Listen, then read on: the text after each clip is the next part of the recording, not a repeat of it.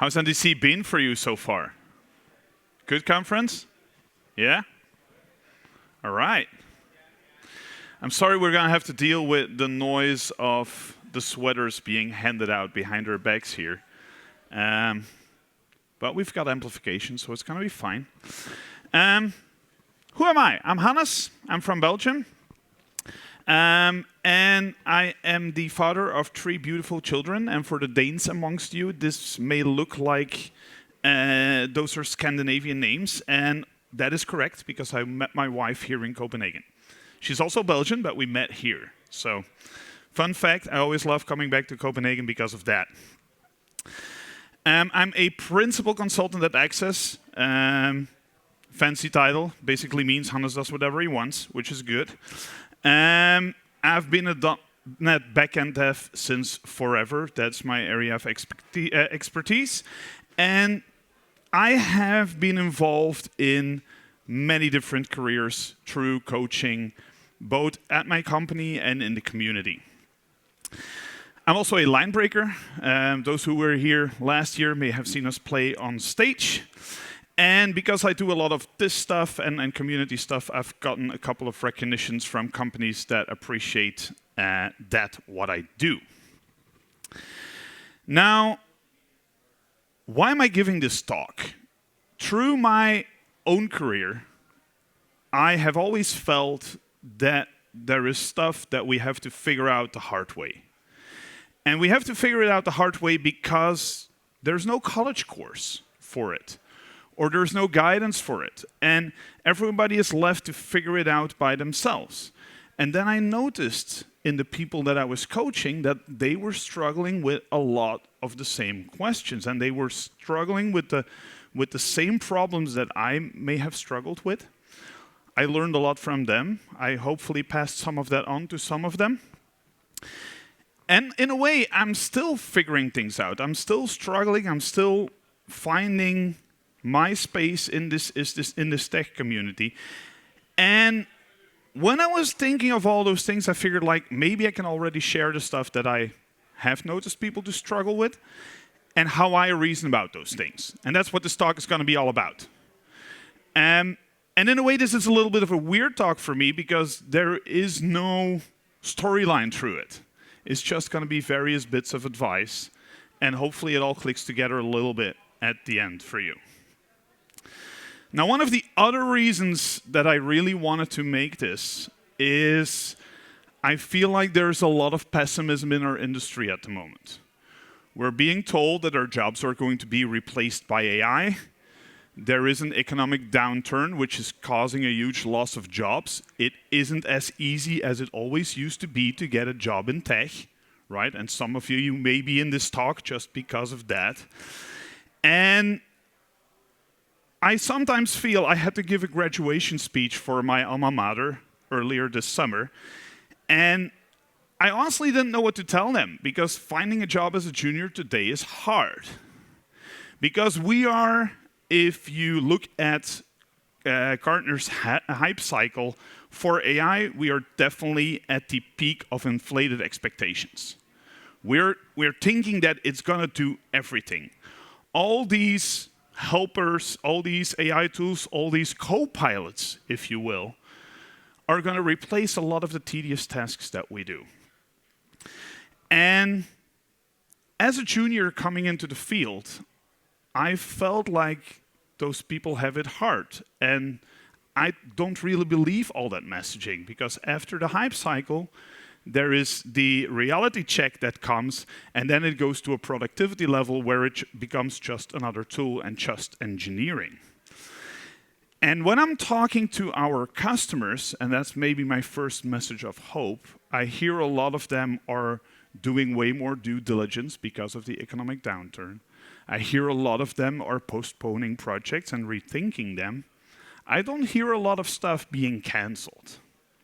I truly believe that a lot of software development work may be in a different shape, and we will definitely be using AI tools, but a lot of that work is going to come back. I don't know if it's going to be in 3 months. I don't know if it's going to be in 3 years, but it is still on the shelf everywhere. So at least I believe that tech is still going to be a field where there's going to be a lot of opportunity for a lot of us. Because even in these times, I think that all of us are very privileged. If you compare it to a lot of other fields to be employed in, there is still a lot of opportunity in tech, and you have a lot of opportunity to shape your own life because of that. The fact that you're sitting here at NDC definitely means that you're privileged because you found a way to get to one of these awesome events where you can learn from all the other attendees and for all the people that get on stage. Now, when you enter your career as a junior or at any point really, I think it's important to find your bearings, to figure out where you want to go. Because there's so many different roles, so many different jobs, so many different technologies to focus on. And one of the things that I have struggled with for sure, and that I've seen a lot of people struggle with when they're starting out, is what should I be doing? Do I need to learn all these things? And honestly, you can either know all of them superficially, or know a couple really well and have an oversight of the all. It's the typical I versus T profiles.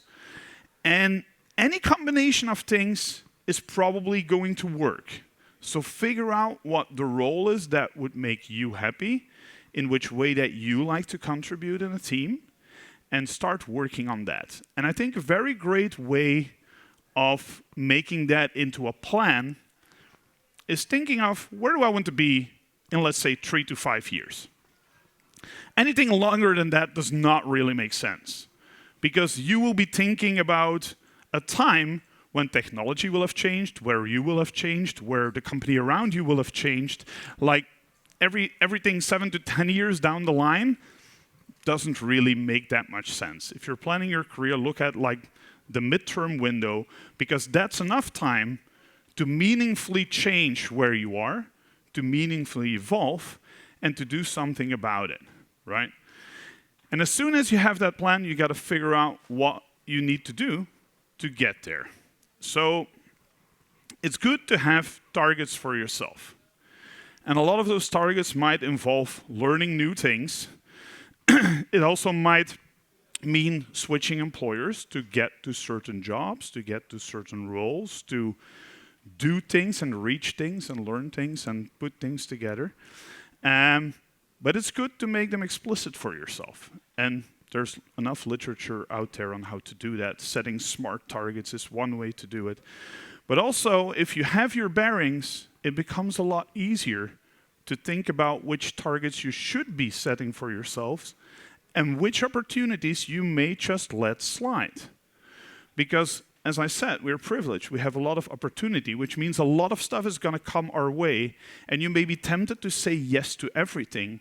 But if it doesn't help you in the direction of where you want to be, then that thing might not be the thing that you have to say yes to.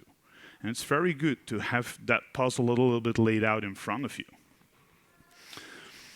Now, when we do these things, it's very easy to become overwhelmed. And to think that you don't belong here, to think that you know nothing. And a lot of that is imposter syndrome that we will see in all of us. If you are in a diverse team, know that imposter syndrome hits women way more frequently than it hits men, so cut your female colleagues some slack and maybe tell them that they're awesome. Because there is a very known bias that we think that all the stuff that we know is trivial to everybody else, because it's what we do every day. And I truly promise you that for everything that you have worked with and everything that you have figured out, there's hundreds of thousands of people out there who do not have that knowledge and who are jealous at you for knowing that. But it's very easy to look at all the people around you and go like, yeah, but he's awesome at that, and she's amazing with that thing. And you look around at all that, and you think that you're insignificant. It's very normal. But I tell you, all of them look at you, and they see things that you're awesome at. You're just not feeling it yourselves because it feels trivial. You think everybody knows this. right? Doesn't everybody know this? This is easy. But it's easy because you've worked with it, right? So be aware of that. Cut yourself some slack. Because you really, really know more than you think. Because we all start with some kind of education, and then we do maybe our first projects, or we do some hobby projects, and every time we learn new stuff. And we absorb all that knowledge. If you don't like absorbing knowledge, I have news for you. You might be in the wrong field. This is definitely a business where you have to keep learning, but we know a lot. And along the way, we pick all of that up and we build our profile. We build our skill sets over our years in this career. And it's very important to keep building and to keep learning and to keep collecting skills, but also be aware of what you know. Because you know more than you think. You have collected skills in those years.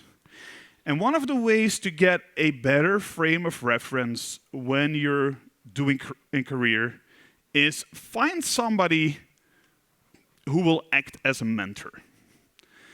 And you don't necessarily need to look for a mentor inside your company. I'm lucky to work for a company where that is a role that we make very explicit. Every developer has a team captain, and that team captain is a career stakeholder for that person. And that is their only role. They're not the person doing their end-of-year evaluation. They're not the person doing their pay negotiations. They're just invested in helping that person grow. Now, I'm aware that there aren't that many companies out there that do that this explicitly. So you can just find a colleague that is going to be your sparring partner. You can find somebody in the community. If you go to a couple of meetups, it's nice to find people that you can talk to. For me, it is some of the people that I met along the way at some of these events. When I'm struggling with something, I often call one of them up and have a chat about it. And then, of course, you get that rubber ducky syndrome thingy going on where when you explain it to somebody else, it becomes way more clear to yourself, right? So having a soundboard, somebody who's willing to ask you some meaningful questions and maybe challenge you a little bit on the decisions that you're trying to make will greatly help. Obviously, it's nice if that person is in the same industry and is aware of what the things are that we are doing. But for a lot of the things, that is not where I, as a coach, have made the difference in people's lives. It has almost never been about the tech. It's always about collecting their own thoughts. It's always about figuring out where to go next and how to approach it and how to balance things.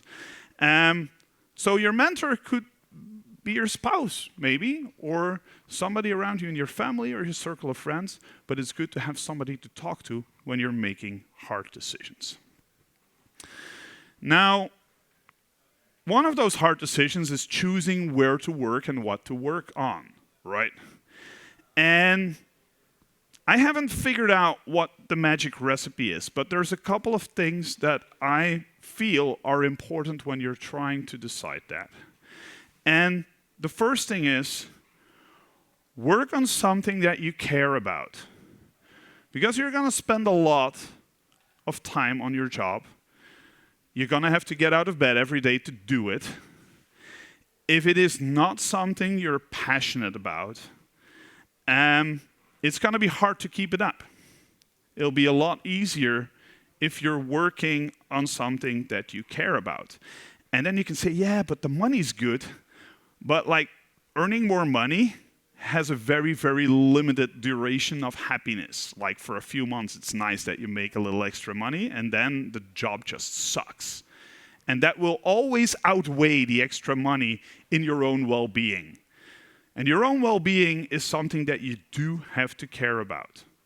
You do have to care about your own well-being if you're going to make it to the other end. A career is long. In most of the Western countries, we're working 40, 45 years in our careers, right? It's too long a time to be miserable. So find something that you're passionate about. But passion isn't the only thing that's important. Work for a company where you can align yourself with the way that they do things. It starts with their values. You look at what their values are and you see if you can agree with those values. If the values are not explicit, that's a great thing to ask a recruiter if they approach you. Like, yeah, what values are you trying to live by in this company?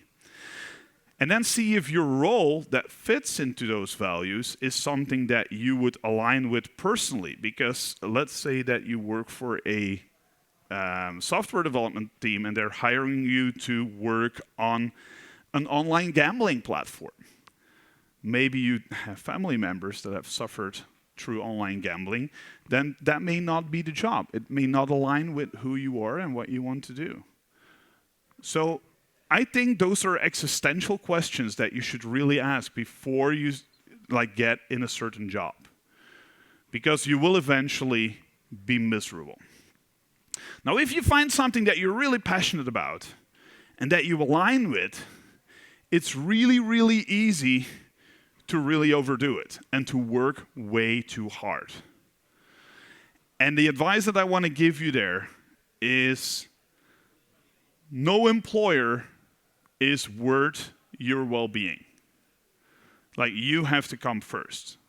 And of course, there's going to be a time where you have a week or two where you push a little bit hard to deliver something, but that always have to come with some decompression afterwards. And you're always going to have to wonder if it's worth what you're doing, because if you're pushing hard, you're going to miss time away from your family, from your kids, from your friends, from your hobbies, from your exercise. You're sacrificing a lot of the things that potentially make you very happy. So pushing at time, great, but don't overdo it. I think it's very important, and that's something that worked really well for me. I know people who are very happy with hobbies that are all involving computers. I'm very happy to have a hobby that does not involve screens. For me, going to my workshop and taking out some chisels and some planes and take a piece of wood and work on that and build it into a guitar, because that's what I do for a hobby. I build guitars. That is peace for me. It allows me to clear my head. And for many different people, those hobbies look completely different. You might be into sports, you might be into crafts, something like this. You might actually want to develop some piece of software on your own at home and still do something with computers. As long as you can find that disconnect from your daily stress, you're probably good, right? But look for that, because if you don't have that in your life, you are going to, at some point, start burning out. And burning out is no joke. I can tell you that from experience. I've had a burnout 13 years ago. Before that time, I truly believed that if the going got tough, you could just push a little bit harder, because that would solve all the problems. I truly believed that that was what people needed to do when things got hard. And I had a day where I woke up and I couldn't bring myself to get out of my bed, into my car, and drive to work. So I literally called my boss and was like, I don't know, man, but today it's not going to work. Going to see a doctor later. I'm stressed. And if my doctor would have told me that day that, Hannes, you're going to be home for 5 months until you're able to work again, I would probably have gone back to work. Luckily, she's very smart, and she told me that, yeah, maybe you stay home for a week or two, and then we'll see where you are. And crawling out of that was probably the hardest thing I've ever done in my life. It's no joke.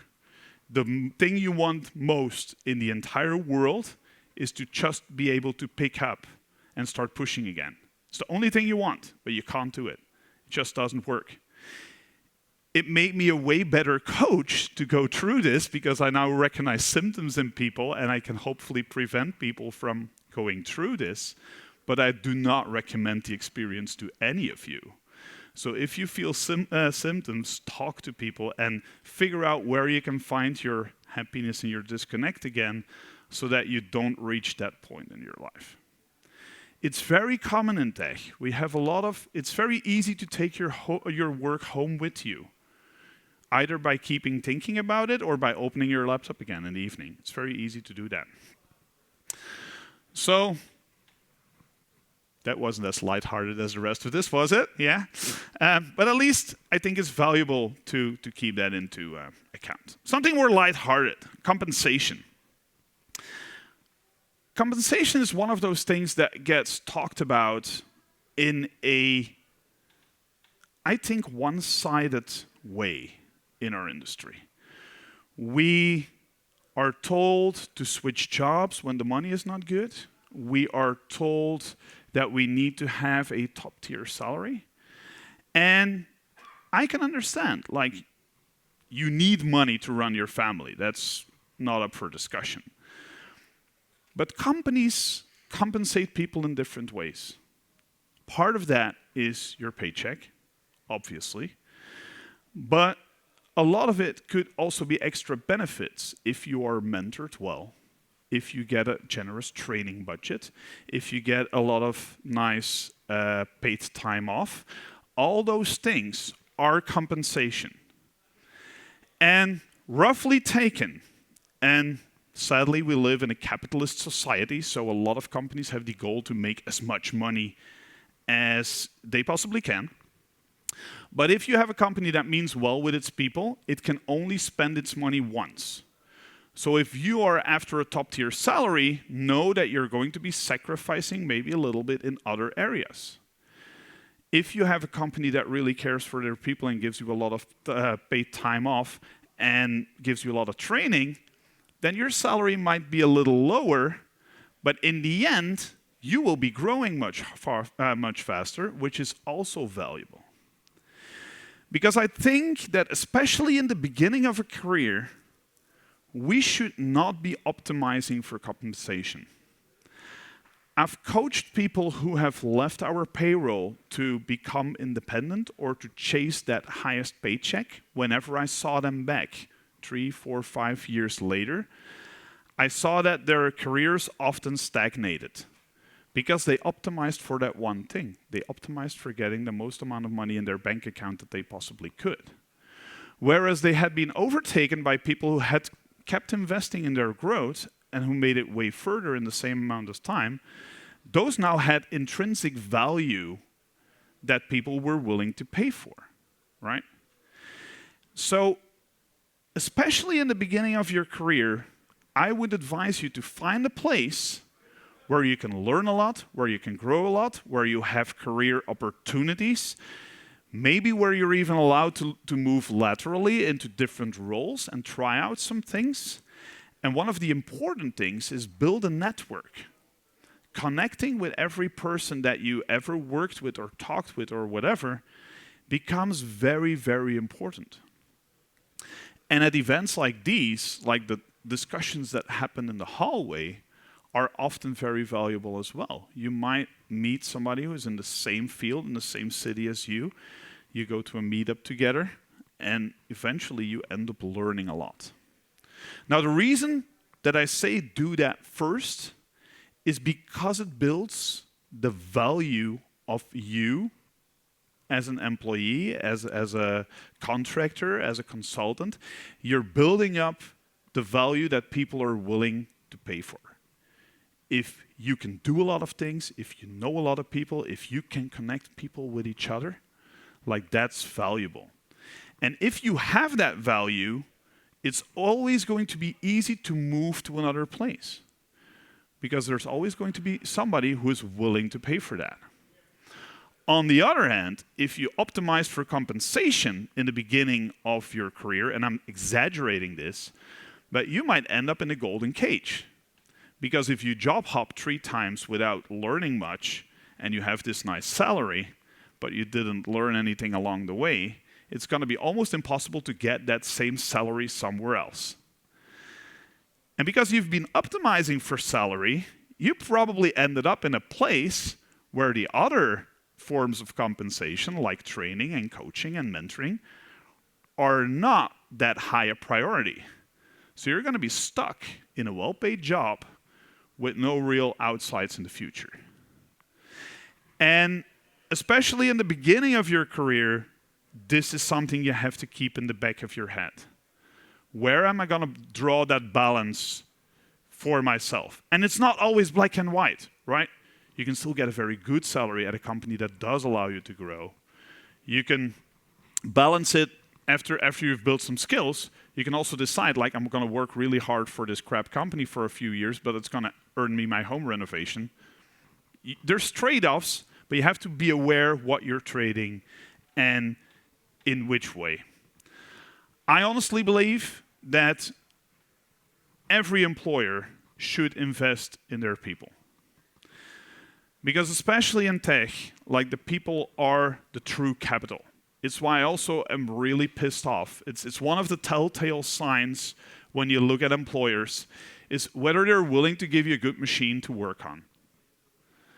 Because it's often one of those canaries in the coal mine where we see, like, okay, if they don't want to give this developer that's costing us X amount of thousands of euros every month a machine that's going to last for 4 years and that maybe costs 3,000 euros, that seems like a trivial decision, like make it easy for them to do their job. And it's one of those things that is almost never wrong. It's like if you hear people complain about the laptops that they get, there's often a lot of other things wrong at the company as well. But it's true. You got to figure out where there's people who are willing to invest in you, because you can grow a career in your free time. You can go to user groups, you can study on your own, but it takes away some of that balance. It takes away some of that disconnect that you maybe need. And in the long run, that's going to actually be an investment of yourself into that career. So it's going to be a lot easier if you can find an employer who is willing to let you do some of that investment in company time by giving you training or allowing you to come to events like this, or giving you an account on Dome-Train or Pluralsight, or where you can learn things. Because those are good things to have if you are allowed to grow in the company time. I would argue that if they do that, they're setting themselves up as well, because they're going to have to pay you more if they want to keep you. But at least then you're staying with them because you want to stay and not because you're stuck in that golden cage, which is usually a very good thing. And what I find super hard is when you're negotiating with a recruiter for a new job. Like, I hate to bring it to you, but recruiters lie, like, a lot. And they always pretend like we're the greatest company to work for. Not all recruiters, by the way. But everybody's going to say, like, we're a great company. They're always going to highlight the good stuff. But your job in that process is to figure out, like, where that balance is, where they balance between investing in their people and making money. You got to figure out what the values are. You got to figure out how work-life balance is going to be. And the easiest way to figure that out is to be able to talk to somebody who is in that role at that company. And I think that's probably the best tip I can give you is, like, look on LinkedIn in your network. You might know somebody true and true who works there. Or ask the recruiter, like, hey, can you give me a few people that are actually doing that role? And can you allow me to call them to see if it's a fit? Another way of doing it is, and I know that a lot of companies are not keen on this, but you can ask, you can at least try. Like, is there a way that I can come and try out for a day? You take a day off and you go and see how the vibe is with the team. That will tell you way more than a contract or a number or a benefits package is ever going to tell you on paper. And these are important decisions because we don't get to make them that often. We have limited time over our careers, limited choices, limited times that we can switch employers, so these are important things. We better get them right. We better not choose wrong. Now, even if you choose wrong, Your resume does not define who you are, right?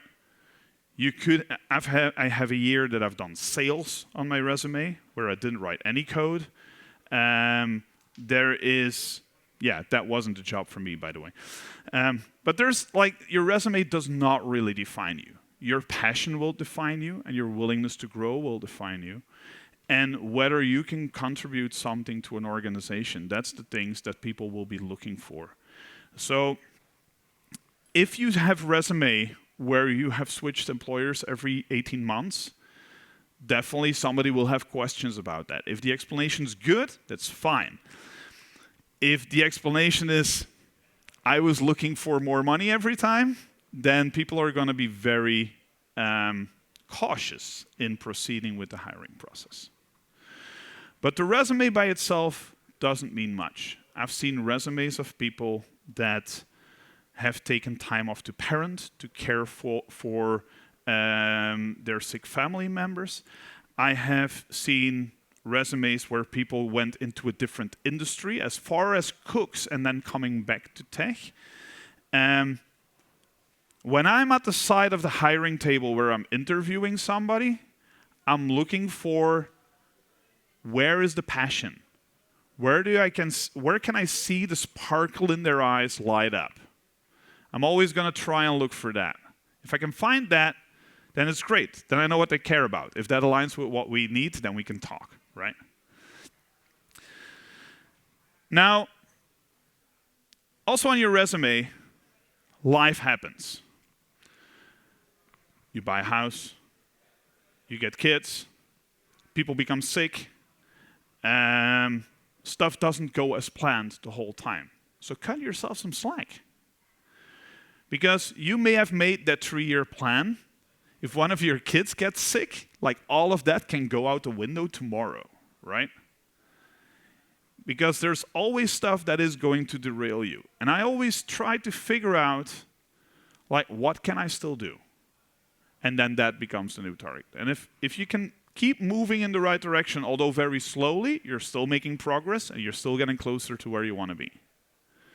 One of the most ridiculous exercises, at least to me at the time, because by being a coach at my company, we've gotten coaching training.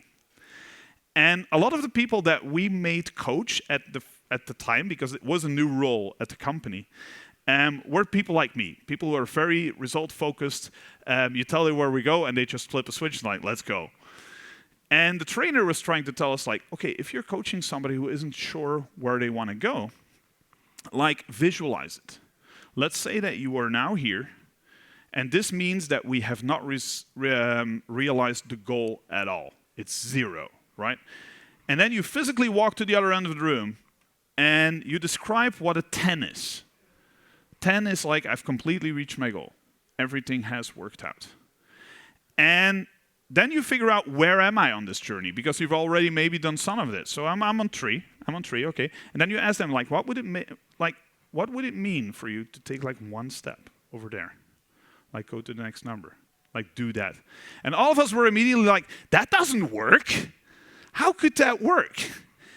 And weirdly enough, I have used that technique many times when people were stuck, and I can tell you it does work. I've used it on myself even after a while, because I've noticed that when I get stuck, it actually does work. At the time, I was super skeptical. But it's a good way of figuring out where can I take a small step to where I want to be. And those small steps, if you keep taking them regularly as time and energy allows you to, then you are going to end up where you need to be. One of the things that I had to really learn through all of this, because I've made a couple of very tricky choices in some of my life. I have kids that need a little bit of extra care. And when number 3 was born, my better half was very miserable in her job, and she decided to quit. And I can tell you, society tells you that you need a lot of things. That you need to have the latest smartphones and then the latest iPads, and that you need to be out working with the 2 so that you can go out to dinner the whole time and go on fancy holidays with a plane and so on. And, well, on one income in Belgium, that was not a thing. That was not going to happen. So we figured out as a family that there is need versus want. There's stuff that we really need, and there's stuff that's nice to have, but that is actually a want. And when we were budgeting, and it comes into play when you're picking your next job as well. You like figure out what does my family need, and then you can take that into account. And there's always stuff that you want that's going to be more, that's maybe out of reach. That's fine. But if you know that your needs are taken care of, then you're going to be doing well. And this is hard because, again, consumerism is going to tell us the whole time that we need to have all these things. I've never put my kids on a plane. They've never been on a plane. Oldest is 14 now, okay? He's talking about it. He wants to do that sometime. Like a lot of our family holidays was us getting in a car driving to the beach while working in tech. A lot of my colleagues have 2 working partners so that they can fund their family holiday to fly to Egypt or wherever they want to go. And that's fine. That's their choice. But know that those decisions also require you to have that income flowing in. And you can get by on a lot less than you originally think. And the cool thing is, like, we've never needed anything that we couldn't get. There's always stuff that we wanted, and luckily we're on the other side of the story now because I feel very privileged at the moment. But know that your mental health may depend on that, like the need. And if you can make room for other things by cutting out things that you may want but not necessarily care about, then you can rebalance a lot of the things in your life, and that will allow you to make happier decisions in your job. Because you can maybe take that cool job at that company that maybe pays a little bit less. And I think that is a very good compass to have in your head, because we're being told the whole time that you're not doing well if you don't have all those things. Now, money, and I'm going to cut back into the technical side of our job. It doesn't matter where you are. If you come into a new environment, one of the tips that I always give people is follow the money. Figure out how a company makes money. It's especially useful if you're developing software for a certain client or a certain employer. Like, how does that company make money is a very, very, very important question. Because if you know what their revenue model is, if you know what their earnings model is, and if you understand how the piece of software that you're building fits into that model, you're going to be a way better developer. Because you're going to be able to make suggestions that fit in with that bigger picture. And I see so many people care about the technical side of things, but this is often the most important question when you're writing anything. Because this is about delivering value. It's not about lines of code, it's not about pull requests, it's about how we're pushing value out in the systems that we're building. So whenever I go and consult, I still consult quite a lot, and short-term missions with customers, like, I love that fact of our job. Because whenever I come into a new company, I get to peek behind the curtain. I get to see how the sausage is made. Because they're going to have to tell me this if they want me to provide them with meaningful advice. But if you figure out the money, you can also find the friction. Like, you're doing this over here, but you're trying to make money like that, and that doesn't match. So try and understand that, and then figure out what your little cog in that machine is. Because a lot of big enterprises, they are very complex systems. We have teams talking to each other. We have teams building software that communicates with the software of other teams. We have business needs that need to be met. And our circle of influence in that whole thing isn't all that big. We might have influence on our team. We might have influence on the teams next to us. But we are just one cog in that machine. But if we try to be the best cog that we can be, we can actually make it easier for the teams around us. And if you work in what your role in that being is, and I'm not only talking like which team you should be working in, but also which job you do in that team. Because not all of the jobs in software development is writing code. We need people who talk to the business people. We need people who make the team happy. We need testing. But being naive that being successful in a team is only about being the best technical programmer out there is totally untrue. I once was on a team, and there was somebody on my team, her name was Sarah. She was amazing, because she was a strong finisher. Whenever all the blokes had started all the technical stuff and had gotten bored by it because the technical challenge was over and what was left to be done is finish the feature and ship it, she always just picked it up and made sure that it went out the door. I would love to have somebody like her in my team any day. And the painful part of this is she was very insecure about what her role in the team is, because she felt like, I'm not weighing in on the technical discussions. I'm not the most technical one here.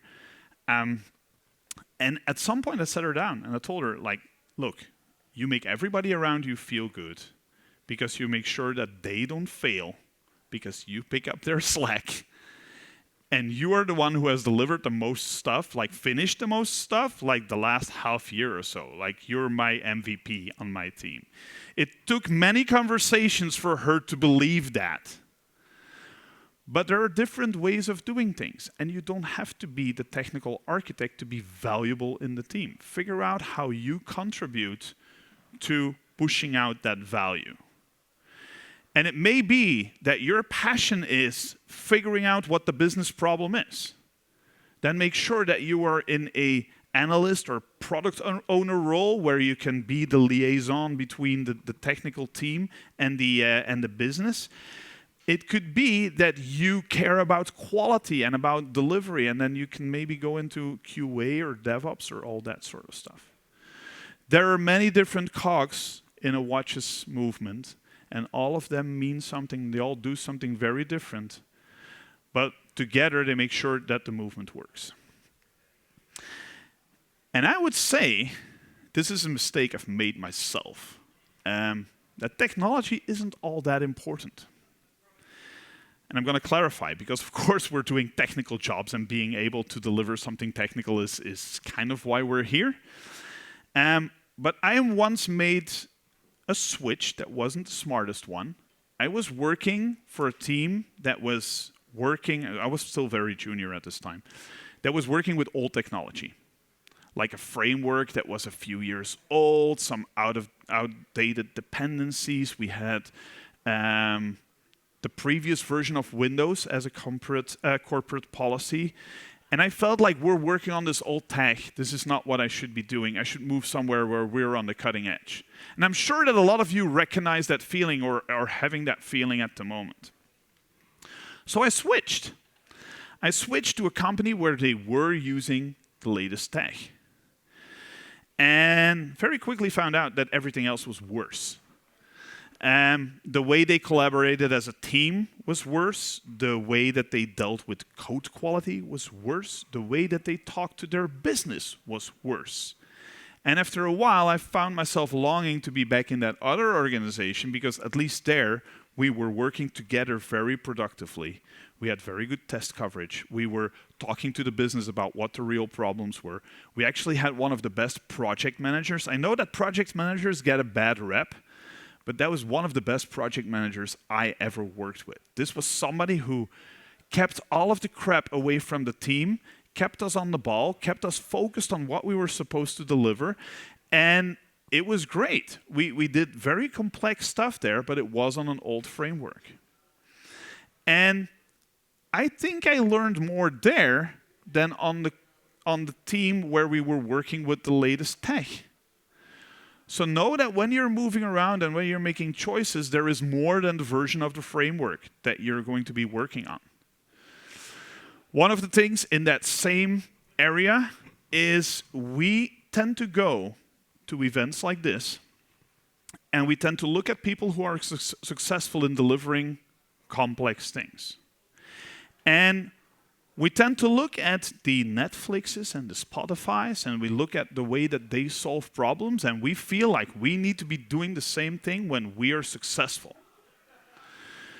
I'm going to tell you that a lot of these companies have made those solutions because they were severely struggling in a certain area and they needed to do something. But delivering software in an organization with 10,000 developers is a whole different problem from delivering software in a team of 5. Maybe you don't need microservices on Kubernetes with Kafka and all of that. Maybe you can do something simpler. And this is the thing that I feel like we are still fighting as an industry, because we all feel like if we can't put Kubernetes or microservices or whatever on a resume that we're somehow failing. I think that we should all be focusing on choosing the right solutions for the problems that we have, because those solutions will allow us to actually deliver that value. If you're building something relatively small and you try to make it into 17 microservices that are all maintained by one team of 5, I can guarantee you that you're going to be bringing pain upon yourself, and that there was probably a much easier way to get the same thing done.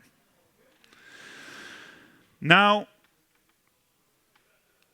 one of the things that often gets overlooked, and I think it's because of the wording, is when we talk about soft skills. My opinion is that soft skills are anything but soft. They often make and break careers. If you are able to communicate your ideas to others, if you are able to communicate what you're doing with upper management, if you are able to collaborate with the other members in your team in a productive way, if you are good at spotting who's struggling and helping them out, all of those things are going to probably mean more in the bigger scheme of things than being the most technical one on the team. Which is why I switched to calling it core skills. I don't want to call it soft skills anymore, because I have seen brilliantly technical developers who could not work with other people, who could deliver massively complex solutions to problems, but could not communicate to the others of how they worked, which meant that they often became a single point of failure in their team, because they were always off to the side working on a thing, and then when others needed it and they were not there, then you have a problem. So I think you should definitely invest in that, or at least be aware of how you communicate, how you deal with others, and make sure that you go forward with more than one person. There's this old saying, if you want to go fast, go alone.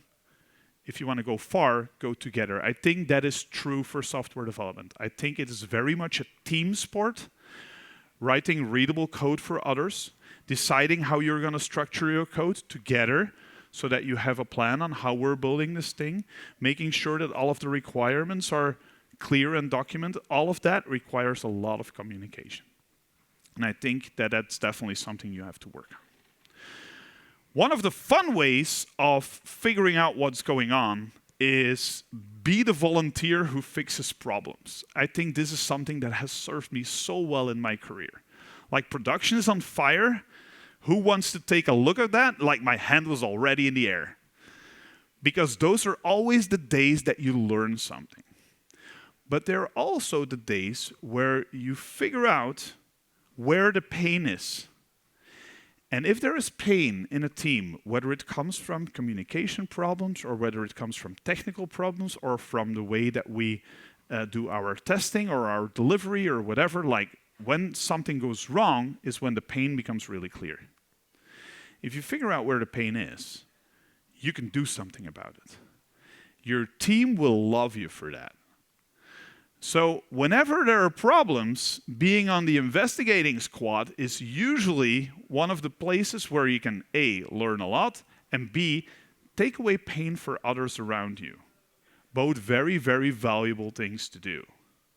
So if you have the bandwidth and it's like, who wants to investigate? Be the volunteer. Super valuable. Now, we're nearing the end of the talk. There is one thing that I care about really deeply and that I want to close this story out with. And it's this: help other people succeed.